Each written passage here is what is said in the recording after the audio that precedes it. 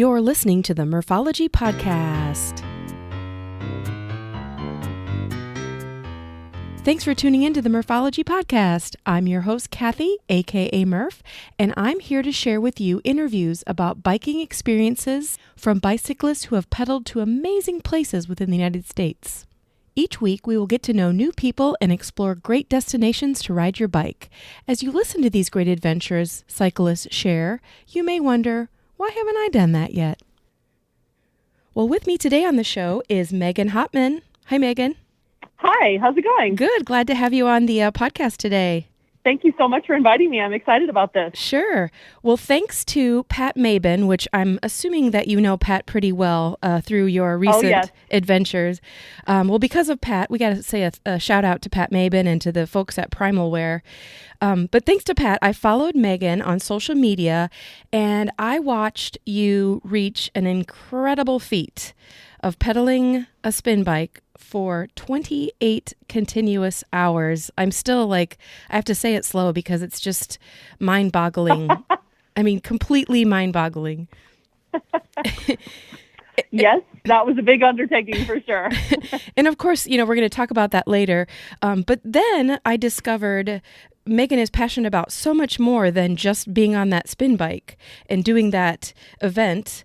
So I had to get her on the podcast. So I'm so glad that you decided and took the time to be on today. So I described you in my intro as Megan Hottman, cyclist, advocate, world record holder, and so much more. So hopefully we're going to touch on a little bit of all of that. Well, thanks for that. That's a super warm welcome and introduction. I appreciate that. Yeah, you bet. Well, start out by telling the listeners where you live and what bicycling is like in your area. Sure. So I am blessed to actually split my time between my two favorite cities, which are Golden, Colorado, and Scottsdale, Arizona. Oh, nice. And the riding in both of them is spectacular. Mm-hmm. Both locations. And by the way, my office is based in Golden, but I also practice in Arizona as well. My office is 4 miles from home, so I'm super blessed to have a very doable commute, and it includes bike lanes and a really wide shoulder, or I can ride dirt on a dirt trail on North Table Mountain on my way to work. So I get to pick between pavement or dirt here for my work commute. Sometimes I'll even run the trail to come to work, which ends up being about an 8-mile round trip run, which is great with my dog. Yeah. And the riding in both is really fantastic, which is why I spend my time in these two places. Golden offers a lot of climbing. We are known for Lookout Mountain here, and I can ride north to Boulder and north beyond that, even up towards Lyons and Estes Park, or I can ride south from my door down to Chatfield and even south of Chatfield towards Monument. And then I can ride straight east from my house and end up in downtown Denver, which we'll do from time to time, just go grab coffee at a downtown REI, which funny enough is where I most recently ran into Pat Mabin. Oh, nice. So it's a cool place to just bump into people. And really the riding culture in both places is very strong. Both boast a lot of really strong group rides and just cycling communities in general. These are obviously places that cyclists are drawn to live and to vacation. And so you see a very prevalent number of cyclists on the roads in both places, which I like because I think that the more of us there are riding, the more visible it is, the more motorists and other community members are on notice of us as equal road users. For sure, yeah. And you didn't mention the thing that I think of when I think of Scottsdale and Golden is the view. I mean, you've got mountains in both locations. I live in Iowa, and I'm not going to boast, but we do have a landfill in my town that was transformed into a recreational area, and it's actually called Mount Trashmore, and that's all I have. Oh, that's funny. That's funny. Well, I can commiserate, or I could say I can relate because I spent the bulk of my life in South Dakota and Nebraska. Oh, sure, yeah. So I definitely am a Midwest girl, and I feel very lucky now to live here in Colorado, and you're not wrong about the views. Yeah. There are no dull bike rides.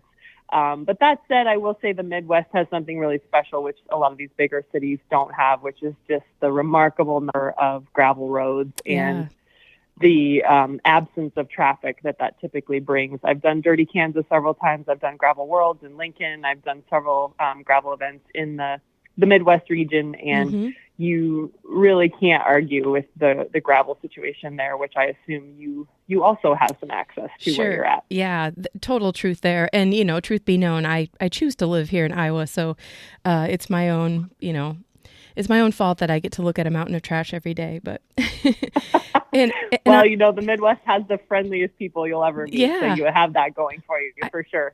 I do agree with that. I was in Scottsdale in October and did Tour de Scottsdale. And oh my gosh, what a fun ride. And the views, again, were just amazing. And every route that they took us on had great bike lanes. Yes.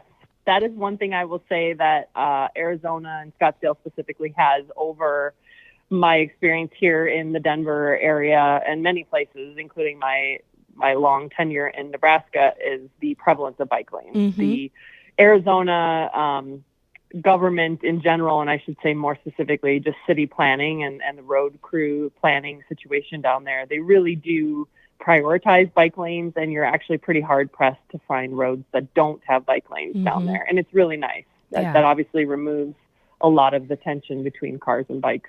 Yes, definitely. Well, give us a little snippet about you, maybe what you do, your involvement in the cycling community, and all kinds of that stuff. Oh, gosh. Well, where to start? So I'm obviously an avid cyclist myself, and I still race a fair bit, although not like I once did. I was a Cat 1 road and track cyclist for many years and raced a lot on the velodrome and lots of criteriums and stage races and things. In most recent years, I was doing Ironman Arizona and then getting more into gravel. That's where Dirty Kansas and that kind of stuff came up. And really where my passion has evolved is just incorporating the bike in daily life. So definitely the commuting side of things and trying to figure out how we get more people using bikes to do life instead of using the car. The team that I sponsor is called the Bike Ambassadors, and we are not really a race team, although some of us still race from time to time. The focus instead is that we try to impart all the tips and tricks and lessons that we've learned for other people to also start learning how to commute. And that's really a big part of my passion. So that's kind of where my bike gospel preaching is right now, if you will. And then I run a law firm. This is our 10th year now, where we exclusively represent injured cyclists, and we do so across the country. So the website or the tag for the firm has always been thecyclistlawyer.com. And it frankly evolved from when I started my practice at the age of 29, deciding that I was a cyclist first and a lawyer second. And so I became the cyclist lawyer, and obviously also a cyclist attorney, or an attorney for cyclists. But it really came from me being a cyclist first and then becoming a lawyer second.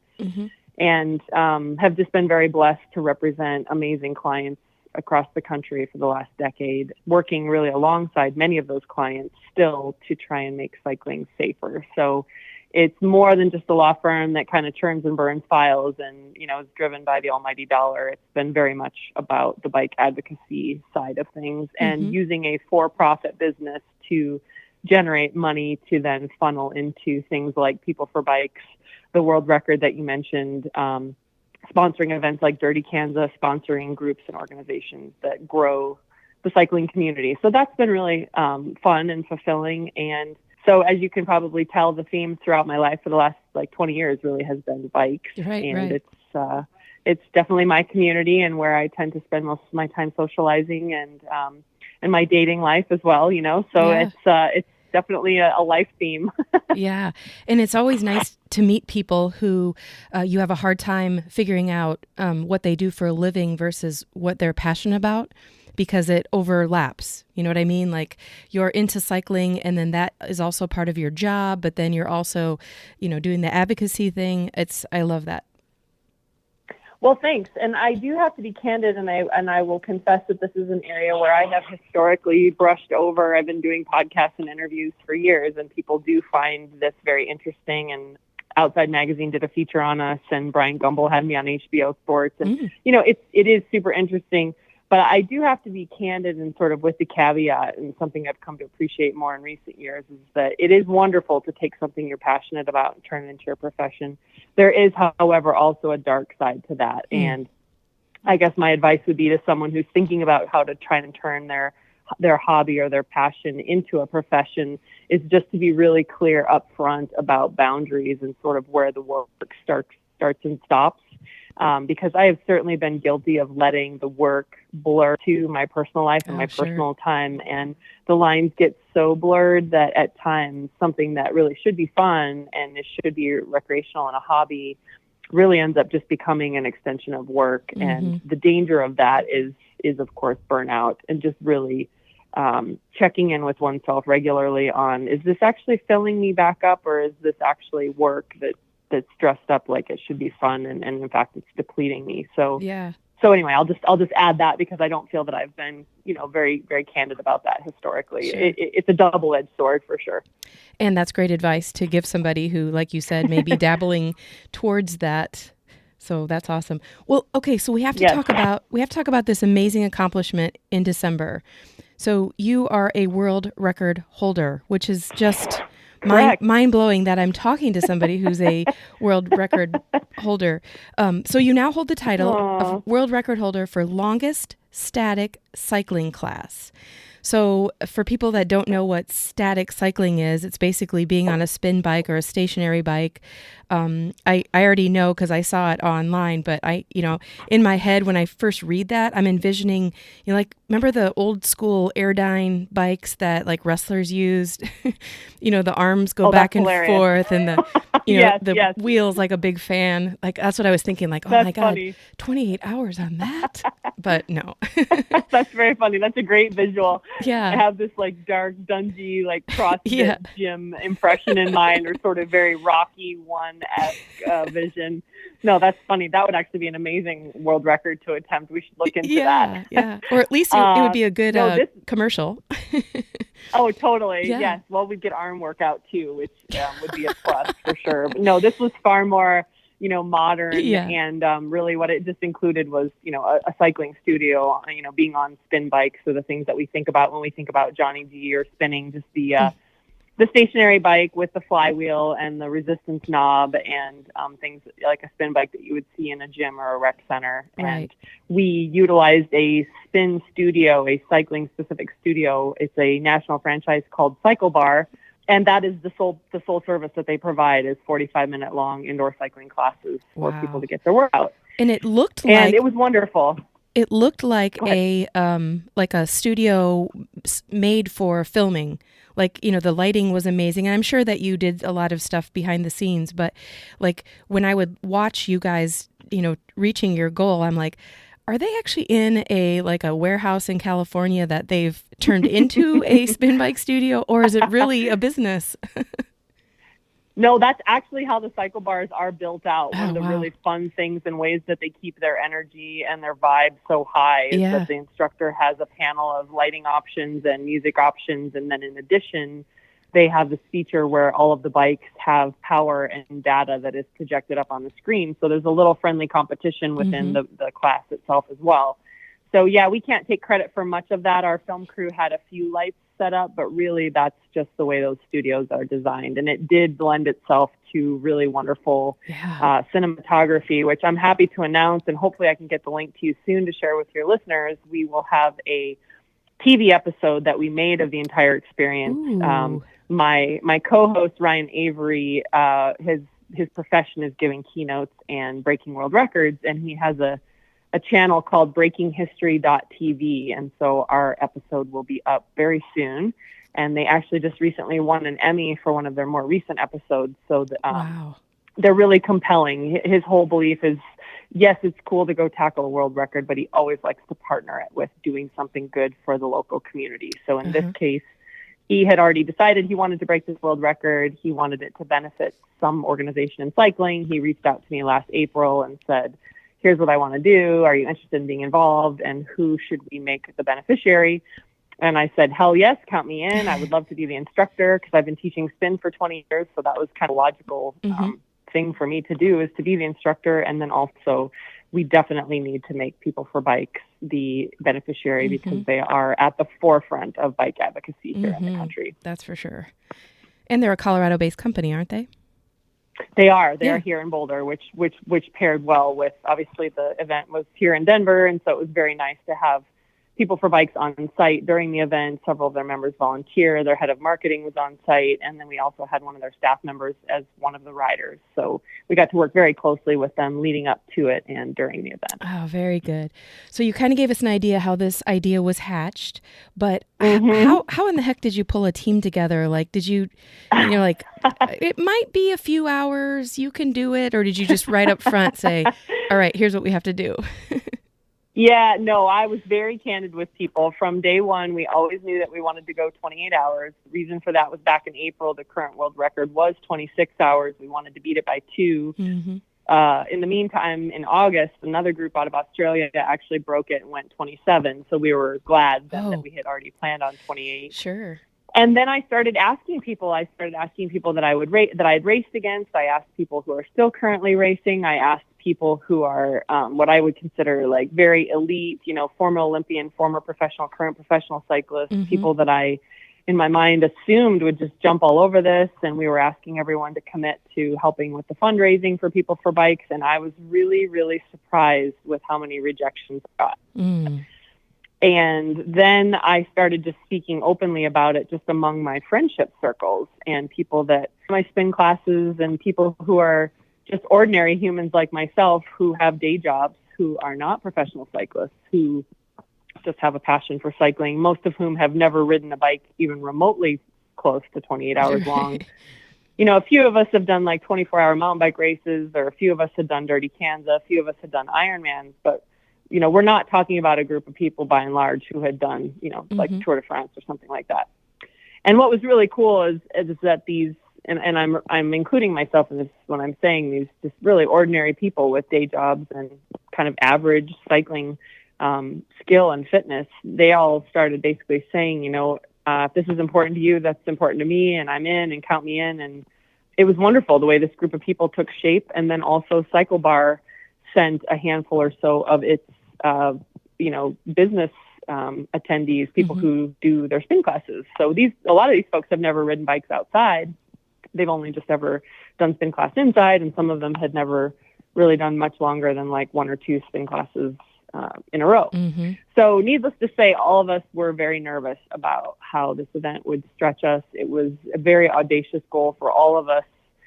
Most of us were nervous, not so much about the finishing per se, because the intensity itself was fairly low. It was just the duration. Like orthopedically, is our body going to hang in there? Right. What's it going to be like trying to stay awake all night? A lot of us are really obsessed about good sleep, and what does that look like if we're up for 30 hours straight? And just a lot of general apprehension and anxiety, myself included. I didn't really fully realize how nervous and anxious I was about it prior until the thing was over with, and I felt like a really big weight was off my chest. I can imagine. Yeah. Well, so, we've talked about it a few times. It was 28 hours on a bike. What was training like? Because it's not like you're going to go out and do a 18-hour bike ride outside as a training, or maybe you did. I don't know. How does that work? Yeah, no, great question. I would say everyone approached it a little bit differently. So a couple people wanted to just know what it was like to be on a spin bike for a long time. So a few of the riders did 10 and 12-hour stints on spin bikes in their home or at their local gym, just to see what that felt like, practicing by taking breaks and practicing eating and drinking on the bike. A few people just kind of kept doing their normal riding and working out regimen and just hoped that, fitness and extra tenacity would get them through it. Yeah, right. A few people strung together a series of spin classes and basically tried to see how that would feel if they did 3 or 4 spin classes back to back. My general approach, which was really a strange space for me to be in, was to set aside goals of mileage or power or intervals or strength training. And for me, it was just logging the volume of time on the saddle.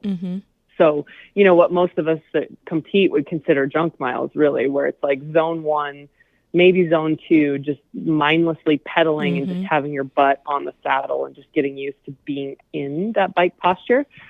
So that's really how I approached it, is just especially on the weekends leading up to it, just trying to log 7 or 8 hour days on the bike seat. And, like what aches and pains showed up, what started to hurt. One ride I did, my toes got to be a real problem for me, and I had to wrap them with Band-Aids. And I thought, okay, I'm glad I know that is a problem ahead of time. Nevertheless, we all experienced things that we could never have predicted during the effort.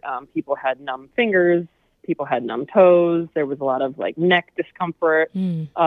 Several of us ended up with knee and ankle issues that we've never before had. And, part of that's just that you're on a spin bike, which is not the normal geometry of a bike that you would customarily ride. And so your body's having to adjust to, 190,000 revolutions on some foreign bike. Oh my gosh. So we all came out of it with some aches and pains. Yeah. Well, and then, as far as training goes, you had the bonus of also you were going to be, or you did lead this event. So you had to also come up with 28 hours of, either class, stuff that you've done in the past or new things or keeping people motivated. Like, what was all that training about? Yeah, so definitely a mental component there, and also just a recognition of the rules stipulated that only one person can be the instructor. So if the instructor falls down for some reason, the whole thing's over with. So a recognition that if I got sick beforehand, we were in trouble. If I lost my voice, we were in trouble. If my bike broke, I was in trouble. If I started to have some physiological or biological issues, if my stomach started to hurt, there was a lot of pressure that I felt on me, because at this point, these people have a lot of time and money invested. Yeah. And really, if I screw up, the whole thing, ends with me. So, that was always ever present in the back of my mind. And then also just spending weeks leading up to it, preparing 28 hours worth of playlists on Spotify, and then 28 hours worth of workout segments.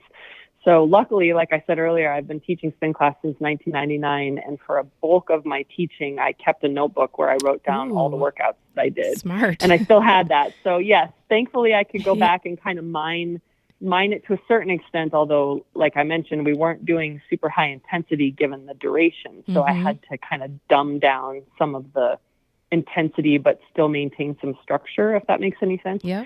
Because really the way the world record rule read is that this does have to be an organized spin class. It cannot just be people sitting on a bike and talking for 28 hours. And we can't show movies, and we can't watch Kona replays, and we can't watch football. It's not like that. It has to be like a spin class. With that in mind, I just came in with as much structure as I could in order to keep things fresh and keep things moving. I did not let efforts drag on endlessly long. I kept the music moving.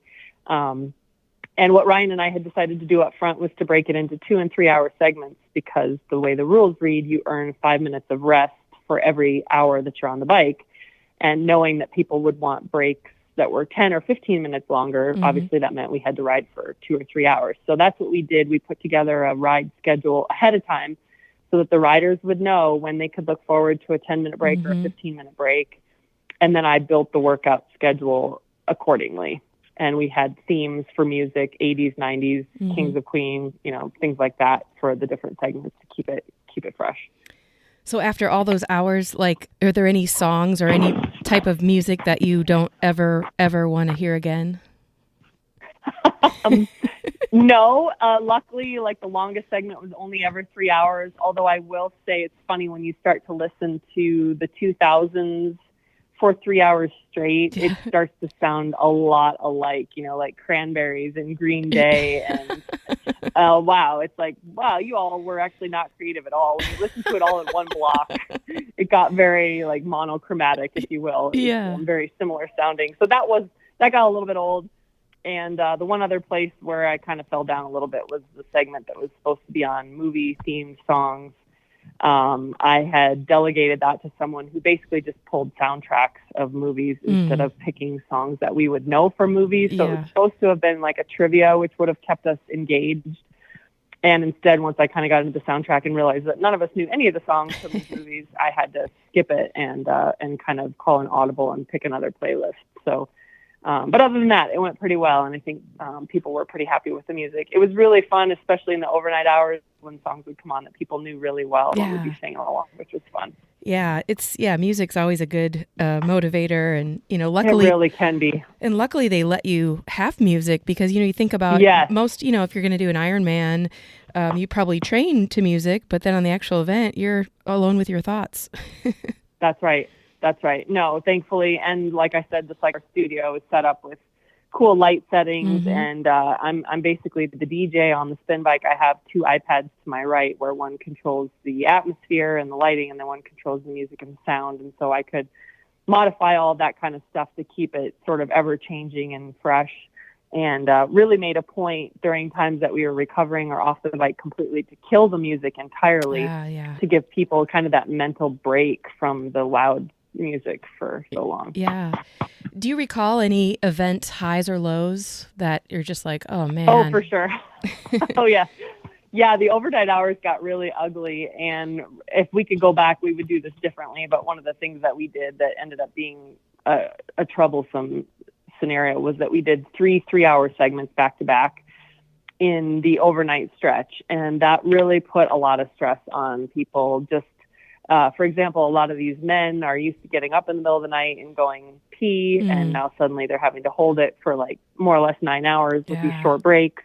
We're not sleeping, and then those 3-hour segments just felt long, and so it was just literally like focusing on the next minute or the next 2 minutes or the next 30 minutes to get to the next thing or the next change. And a lot of people were dealing with GI distress just from being in the same place. Some people were eating crazy stuff, so I could kind of understand why their stomachs were upset. Right. I was eating things that I've historically come to expect worked well for me, and nevertheless, I started having really, really bad stomach trouble.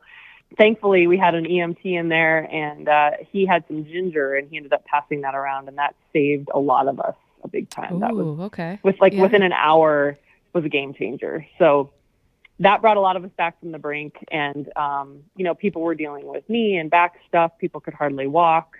It's dark outside, so we can't even see the sunlight when we are taking breaks. The spectators and the media weren't coming at 2 a.m.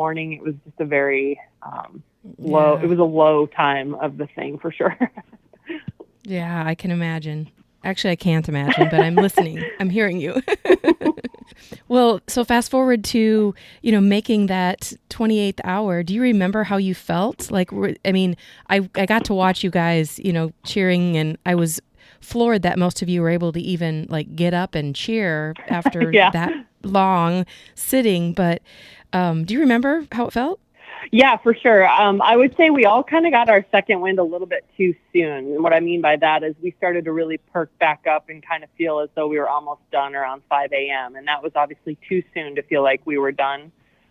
So then I feel like we kind of hit another second sort of lull around kind of 9:10ish that morning, because, we're still looking at several hours to go.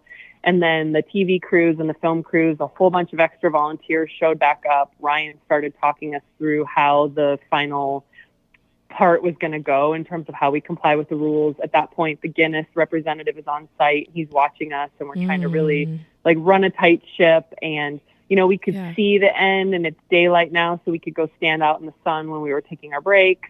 And then we knew from 10 a.m. to 11 a.m. that entire hour was us breaking the record. So we took a break shortly before 10. And so basically when we got back on the bike, we knew that every minute we were riding, we were breaking the record. And so we put one foot in front of the other. There was a lot of pictures and just a lot of activity that last hour, which helped it go by quickly.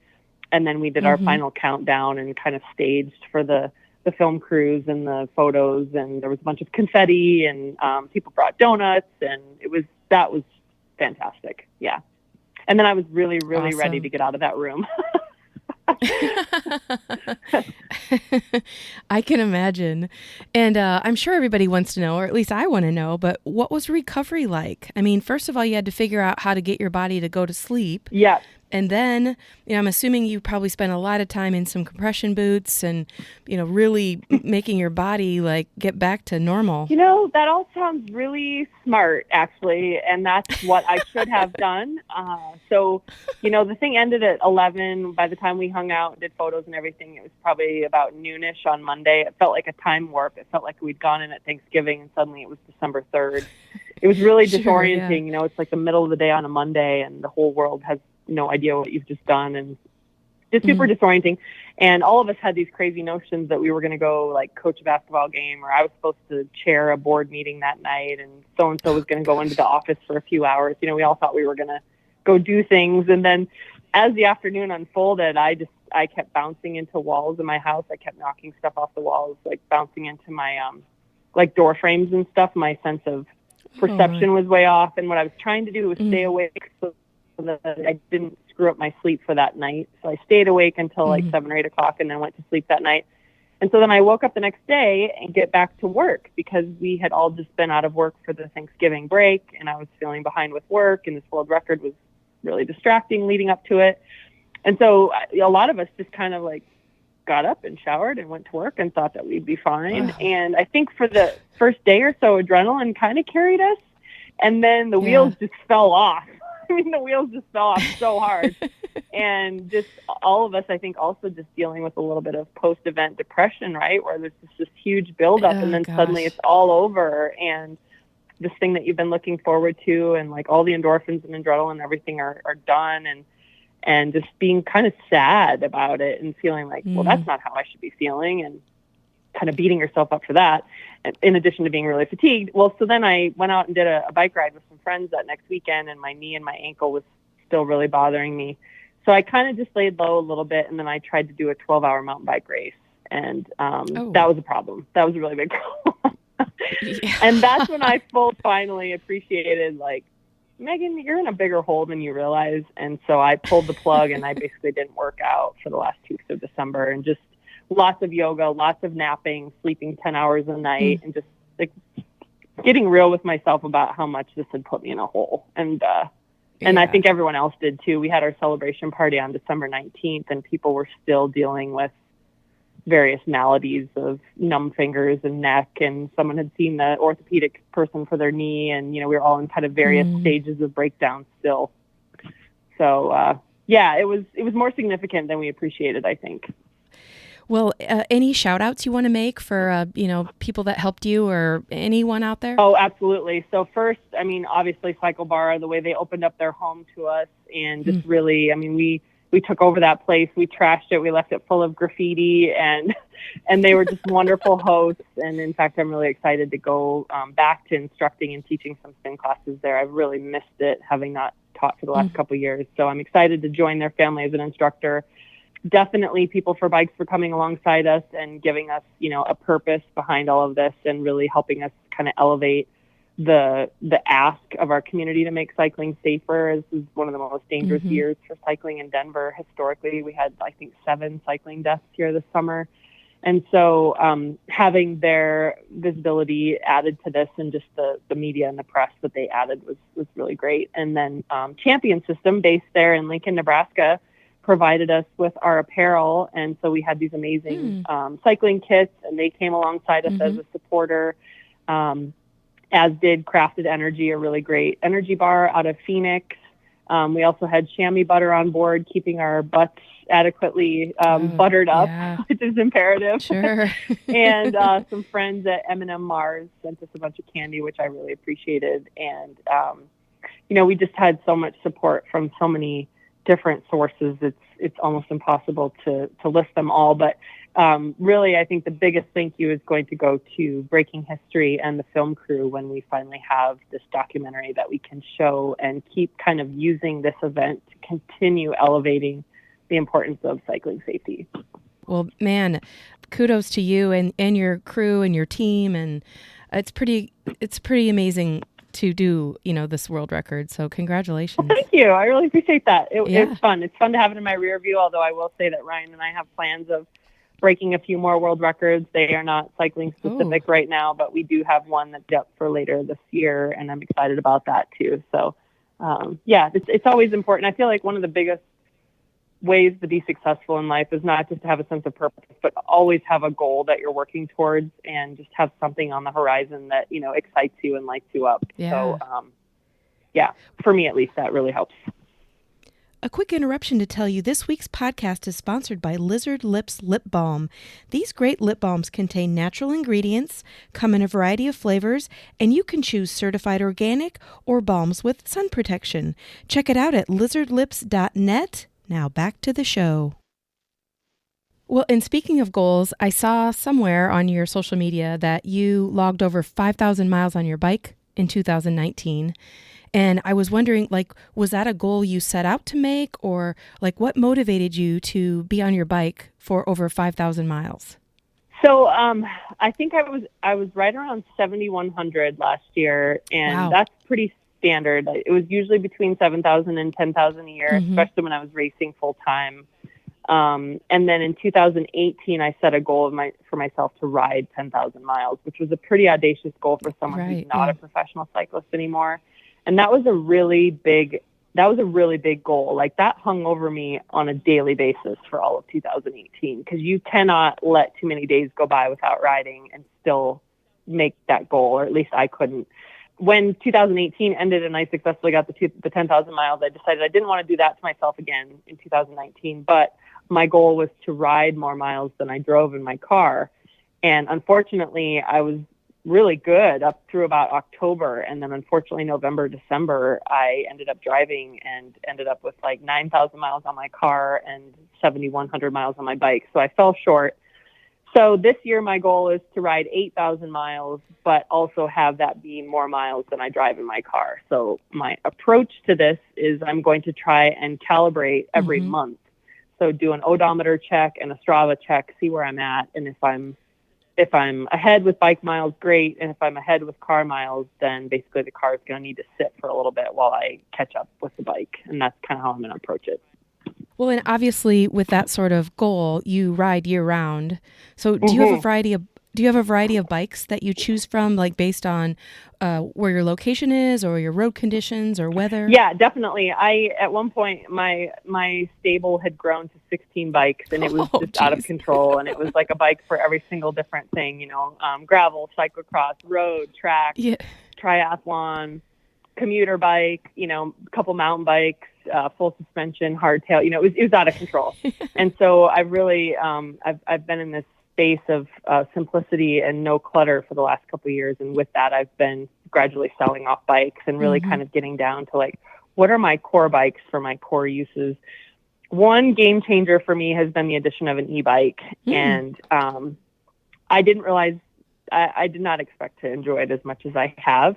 And the reason for that is because it makes commuting so much more feasible. And what I mean by that is when I used to just ride a regular bike, it definitely involved a certain level of fatigue. And then when it was time to actually do intervals or do some training, I was kind of consistently fatigued from all the commuting, so that my training was not as effective. The e-bike, I can be in work clothes and work shoes and jeans and normal stuff, and I can be averaging 20 miles an hour without breaking a sweat. Oh, yeah. And so I'm getting places in less time. I have a big basket on the back. I can carry 30 pounds worth of groceries. I can get more done on the bike. And it also has a front and rear light. It has fenders. It has a little built-in horn. It's just more robust. It weighs about 50 pounds. And last week, the wind here in Golden was 35 mile an hour wind. Wow. I would never ride my road bike in that kind of wind, but on the e-bike, I actually felt pretty stable and safe. So that's been a game changer for my commuting, and really just having that be accessible to me for any of my trips, kind of regardless of whether I'm feeling up to it or not. Really, the only thing for me now is just if the temperature is too cold. So that's my consistent commuter. Otherwise, I just use a road bike to kind of get around, and then road bike for training. The gravel bike situation, especially down in Arizona where there is more gravel to ride, is a really nice thing, because then you just get away from cars completely. Yeah. We don't have a whole lot of gravel options here in Golden. You're pretty much either on the road or you're on some very technical mountain bike trails. There's really nothing in between. And then I do have a mountain bike, and I do enjoy that, because for one thing, I can tow the Burley with my dogs in it, and that's nice because it's got disc brakes. So, the Burley with the two dogs, it weighs about 130 pounds. It's really important to have disc brakes to slow that down. And then sometimes it is just nice, again, to get off the roads and get out on the dirt, and the mountain bike is really good for that too. So years back, I had a coach that told me you're not actually overtraining or burned out. You just need more like tools in your toolbox. And I really appreciated that, because he's not wrong that sometimes you just don't feel like riding the road bike roads. Like for whatever reason, your head's just not in that space. But to get the gravel bike out on the gravel trails, or to take the mountain bike, whatever, like it just is a different set of stimuli, and then all of a sudden you're excited to ride again. So that's kind of my core quiver of bikes. Yeah, I appreciate his advice too, because it does make a lot of sense. It is. I don't have 16 bikes, but I have a lot of bikes.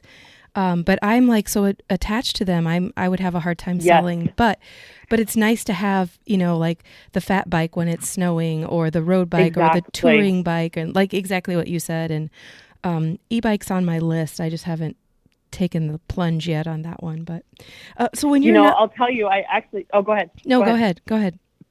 Well, I was going to say I had a fat bike for a while, and that really was kind of my thought, was this will give me an option to ride in the snow.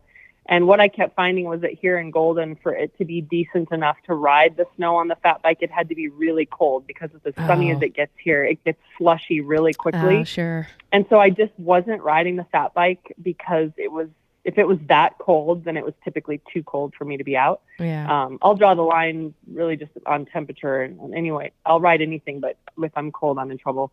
So anyway, I ended up selling the fat bike, and also sold a belt drive single speed bike that I had raced in one gravel world single speed. And I used those two bikes. And you're not wrong. It's emotionally difficult to let go of bikes that you're attached to. But I combined those two into the into the e-bike, and I can use the e-bike in crappy weather. It does fine when it's really cold, and it's got wider tires, and plus with the fenders and stuff, I don't get all slushy. So. Oh yeah, that's awesome. Well, one last question: when you're not biking, where can you be found? Are you doing other outdoor sports, indoor sports? Obviously, you're working a lot. That's a great question. I am actually really starting, kind of to my point earlier about when you merge your passion and profession, sometimes it can just frankly be too much bike. And I do love bikes, and it's definitely central in my life, but I've certainly been looking for other things to do that have nothing to do with bikes. So one of my recent new hobbies is photography. I bought myself a new camera at Christmas, and I'm really enjoying taking pictures of friends and other business owners and helping them kind of show their essence of who they are or who their business is to their customers. And I'm really enjoying that a lot. I rode bikes yesterday in Scottsdale with a girlfriend who had a brand new bike, and just taking pictures of her and like capturing her in that environment. It brought me so much joy. Oh, that's cool. I am a voracious reader. I do not watch television. I will occasionally watch a movie on Amazon Prime, but I devour books, usually one a week or so. I have just been on this recent reading path of books like Soulbatical. I'm reading one right now called The Top 5 Regrets of the Dying. It sounds dark, but it's also incredibly uplifting too, right? Like to hear the things that people express on their deathbed. Just reading books like those that are really intriguing to me and asking difficult and interesting questions to ask. I just launched a women's mastermind, so I'm going to be coaching this group of women business owners for the next year, and that's really exciting for me to think about kind of imparting some of the things that I've learned. And I do run and am training for my first 50K trail run. It's called 3030, and it's here in Golden in late May. And the cool part about it is I can ride my bike to and from the race, so there will be no car involved in that, which is fun. Super cool, yeah. So I'll be running a bit more, which is great. It's a nice change, and it's a totally different community of people. And I have 2 dogs, and I really, really enjoy walking my dogs and being outside with my dogs. Oh, cool. So, yeah. That's awesome. From my point of view, because, I really don't know you besides, the time we've had on this podcast, but what I see of you on social media and the comments that people make to you, I find like you're an inspiration to a lot of people, and it's obvious you give off like, I'm going to say a great and powerful energy. I mean, you can feel it. Yeah, you can just feel it when you see posts from you or see other people praising you, or like you motivate a lot of people. So I guess I do. Thank you for that. Yeah. So I do have one last question. What advice would you give someone who needs a boost? Boy, great question. Because man, I have been one of those people for the last little bit here. That it's been kind of a tough season in life in general for me, and people say, well, I would never guess that from looking on your social media. And I guess to answer your question, my point is this: it's not that I'm being disingenuous. It's not that I'm having some difficulty over here, and yet I'm projecting this false and fake image. What I would say is that I just choose to focus my time and energy and my attention on things that are positive, because the human experience is incredibly difficult. And I don't care who you are or where you're at. Like, we are all dealing with difficult things now and always. It's just a hard world that we live in. And I think we have a choice about what we perpetuate, what we repost, what we reshare, what we circulate, what we talk about, what we focus our thoughts and our minds on. And my default always, even when I'm having a really hard time, is to go back to what I know. And for me, sleep is the ultimate reset, and to gift yourself with extra sleep and good sleep. And then getting outside and being in sunshine and moving. And even if it's just walking or just sitting outside, it's critical. And then really focusing on what you feed yourself and having proper sustenance. Like, to me, those three things are so foundational that I always start there if I'm really starting to fall apart and things are going sideways. So start with what you know works for you. And then I would say the fourth part of that is get really curious and investigate the things that are undermining you. So we all have these vices, or these kryptonite is what I call them, these Achilles heels. And for me, for years, it was drinking, and I quit drinking a few years back, and that's been a game changer. But it could be social media, it could be scrolling, it could be mindless shopping, it could be any number of bad habits. And if you find that something like that is undermining you, my challenge would really be to just try to go without it for 30 days and see what that does for your headspace and your mindset. Like I said earlier, I think it's also really important that we have a sense of purpose. And if you don't know your purpose, then start by just setting a goal and have it have a definitive deadline or date attached, or have it be measurable, have it be specific enough that you can measure whether or not you've attained it. I think we all, I always use the example of, I don't know how people just go to the gym to stay in shape. Like, to me, that's not inspiring. I have to have an event or something specific that I'm training for.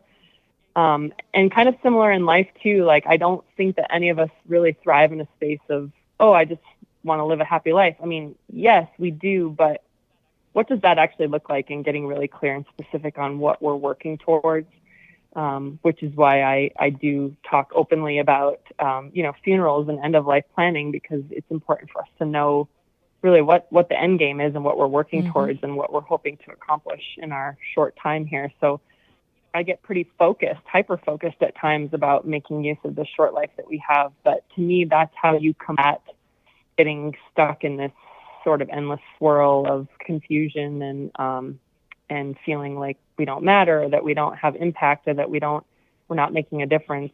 Just getting really hyper-focused on what we can do with the time that we have. And then, like I said, staying ridiculously focused on the positives. And just pointing your eye there. And even earlier today, I just unfriended someone on Facebook because they just left a really snarky message on a post of mine. And I thought, I just don't have time for this. I don't need that in my life. I don't need it around me. She's obviously welcome to her own views and opinions, but I just don't need that in my life. And I think we all need to give ourselves a bit more of that freedom as well. Yeah. And we make the choice every time you do anything, whether you choose to be positive or negative. So exactly right. It really is all about the choice. Yes. I mean, you can kind of go through life and be like, God, my life is awful. Yes. But you're choosing to view that side of That's things. Right. But man, I love those three things: sleep, movement, and fuel, because I can give you, I won't, but I can give you all kinds of examples of when I don't get a good night's sleep, or I am too static. You can tell a huge difference. That's right. So those are great. That's right. I'm going to write those somewhere and then put your name after it. Yeah, as if you discovered it. Well, right. Yes. Let's patent that right now. I want to put a trademark on that. But, that's the funny thing. It's a great point that you raised, which I think so often we're looking for this magic bullet or the secret sauce. And for me, it's so simple that's often why it's lost on most people. It's like, well, that's not going to help. Well, why not just start with those three and see what happens? And One of my other favorite go-tos, and I've been in this space, like I said, for the last few months, is when I'm really struggling, I will reach out to people in my life and just try to like boost them. So how are you doing? What can I do for you? Can I babysit your kid? Can we have coffee? Like sometimes it's just a matter of like getting out of your own head and not focusing so much on yourself and just being of service to someone else. Or at least for me, like taking pictures of my friend yesterday on her bike, like that just felt so great for me that absolutely boosted my mood on a day when I was kind of struggling otherwise. And so I think sometimes just focusing on using your gift to benefit someone else, if you're in kind of the swirl, that tends to lift my spirits. Well, and speaking of lifting spirits, I don't know if you're willing to share your Instagram handle, but sure. you know, like the books that you mentioned, you list the books on your Instagram. You have great photos. You have super inspiring stuff. Thanks. So if you're willing to share, I think you should. Yeah, of course. Yeah, my business handle is at Cyclist_lawyer. And then I have a personal feed as well, which is at Megan Hottman, which is off-topic, non-business, non-legal type stuff. I do my best to try and, I guess what I would say is I see so many lawyers being pitchy and salesy, and it's the reason why none of us like lawyers. And my platform has always been, how can we educate people to be safer cyclists and safer motorists? And so we really focus again, it's just all about where you focus your time and your attention and your talents and your money and stuff. So we try to at least just have an educational impact. And if people want to hire us, great. And if they don't, that's totally fine too. Yeah. We don't believe in marketing or sales pitching because no one wants that in their life. I certainly don't. Yeah. Truth. Yeah. Well, Megan, thank you so much for being on the podcast. Thanks for me. What a joy to talk to you. And I look forward to just, seeing what you're up to each day. And more importantly, these new world records you may be going for. Yeah. I'm going to check these out too. I'll keep you posted. And as soon as the episode for this last one is posted, I will definitely send you that link. But for now, you can just reference breakinghistory.tv. That is where it will eventually be posted. Breakinghistory.tv. Awesome. Well, thank you, Megan. Thank you. Have a great day. Well, how about a tip? Megan mentioned People for Bikes in this week's podcast, and I wanted to dig a bit deeper into this great organization. This national nonprofit was launched in 1999, and they have a pretty simple focus: to make bicycling better.